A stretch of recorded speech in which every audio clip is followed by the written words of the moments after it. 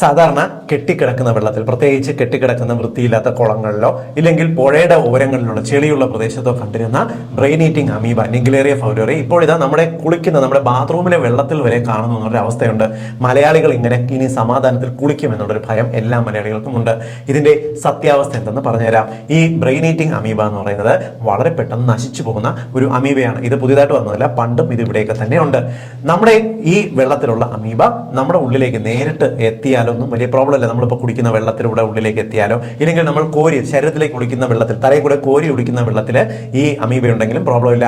നമ്മൾ വെള്ളത്തിലേക്ക് മുങ്ങുന്ന സമയത്ത് നമ്മുടെ മൂക്കിനകത്തേക്ക് ഈ അമീബ കയറിയാൽ മാത്രമേ നമ്മുടെ തലച്ചോറിൽ എത്താനുള്ള പോസിബിലിറ്റി ഉള്ളൂ. അതുകൊണ്ട് തന്നെ കെട്ടിക്കിടക്കുന്ന വെള്ളത്തിലോ അല്ലെങ്കിൽ തൽക്കാലത്തേക്ക് ഇപ്പോൾ നിങ്ങൾക്ക് അധികം ഒഴുക്കില്ലാത്ത പുഴയിലോ ഒന്നും ഇറങ്ങി മുങ്ങാതിരിക്കുക. നിങ്ങൾക്ക് അതിൽ കോരി കുളിക്കുന്നത് കൊണ്ട് വലിയ പ്രോബ്ലം ഇല്ല, ഭയപ്പെടേണ്ട കാര്യമില്ല. മാത്രമല്ല, ഈ അമീബയുടെ സാന്നിധ്യം ഉണ്ടെന്ന് കരുതിയിട്ട് നിങ്ങൾ വെള്ളം ഉപയോഗിക്കുന്നതിൽ ഭയപ്പെടേണ്ട കാര്യമില്ല.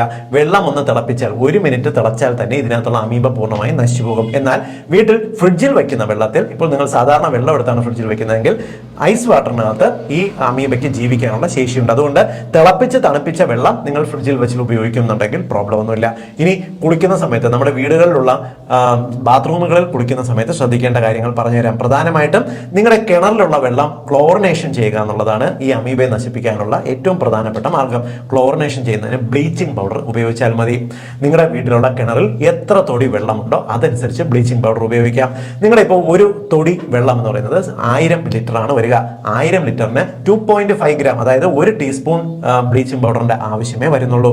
1 ടീസ്പൂൺ ബ്ലീച്ചിങ് പൗഡർ കണക്കിന് എത്ര തൊടി വെള്ളം, 5 തൊടി വെള്ളം ഉണ്ടെങ്കിൽ 5 ടീസ്പൂൺ 12.5 ഗ്രാം ബ്ലീച്ചിങ് പൗഡർ എടുത്തിട്ട് നിങ്ങൾ ആദ്യം ഒരു മഗ്ഗില് കുറച്ച് വെള്ളം എടുത്ത് ഇതിനെ കുഴമ്പ് രൂപത്തിൽ കലക്കുക. എന്നിട്ട് ഇതൊരു ബക്കറ്റിലേക്ക് ഒഴിച്ചിട്ട് ബക്കറ്റ് നിറയെ വെള്ളം ഒഴിച്ച് നിങ്ങൾ ഒരു അരമണിക്കൂർ വച്ചിരിക്കുക. അപ്പോൾ ഇതിനകത്തുള്ള ഈ കലക്ക പാർട്ട് താഴേക്ക് അടിയുകയും മുകളിൽ തെളിഞ്ഞു നിൽക്കുന്ന വെള്ളം ഉണ്ടല്ലോ, ഈ വെള്ളത്തിനകത്ത് ക്ലോറിൻ ആവശ്യത്തിനുണ്ടാകുകയും ചെയ്യും.